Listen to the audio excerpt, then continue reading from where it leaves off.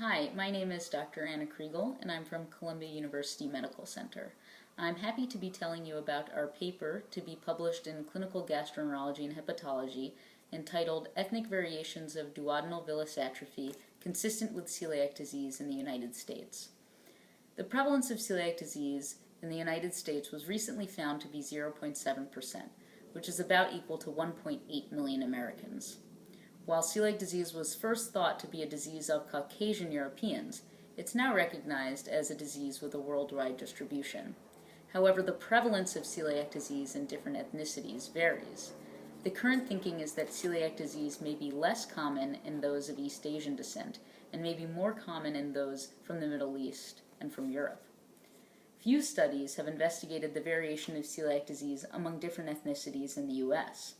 A recent prevalence study found that celiac disease may be less common in Hispanics and African Americans, though prior work has shown that these patients are biopsied less often than Caucasians when undergoing upper endoscopy.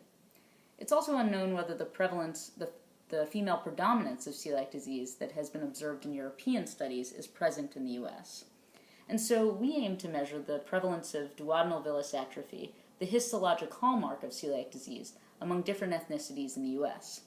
And we also aim to determine if the gender distribution of celiac disease varies among these different ethnic groups.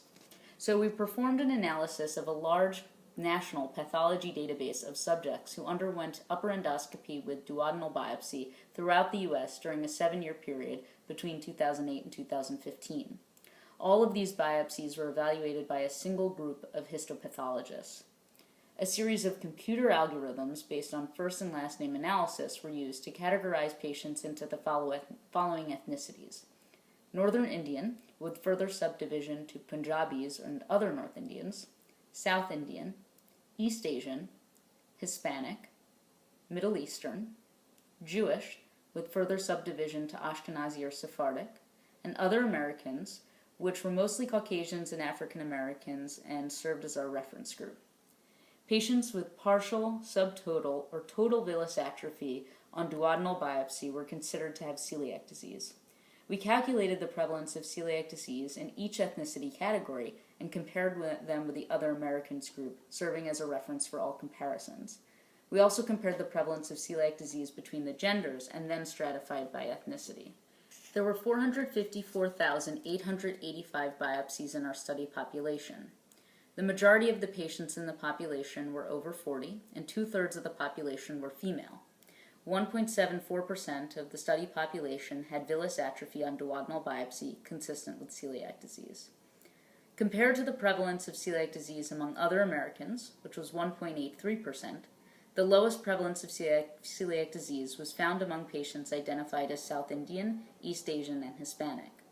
These comparisons were essentially unchanged when odds ratios were adjusted for age, gender, and H. pylori status.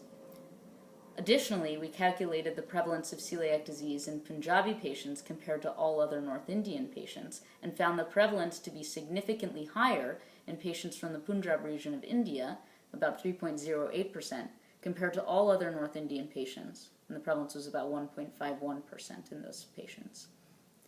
The prevalence of celiac disease was nearly identical in males and females, 1.7% compared to 1.8%. And this similar prevalence was present across all ethnicities. So to summarize our findings, we found that the prevalence of villous atrophy consistent with celiac disease in this patient population with duodenal biopsies was lower in those patients of South Indian, East Asian, and Hispanic descent when compared to all other Americans. Individuals from the Punjab region of India had a higher prevalence of celiac disease compared to all other patients of North Indian descent. These differences, we think, are likely secondary to a combination of genetic differences and variations in wheat consumption in these areas. We additionally found the prevalence of celiac disease to be equal among men and women in our study population in all ethnic groups studied, which supports the notion that men should be tested for celiac disease just as often as are women. For further details, please find our paper to be published soon in Clinical Gastroenterology and Hepatology. Thank you.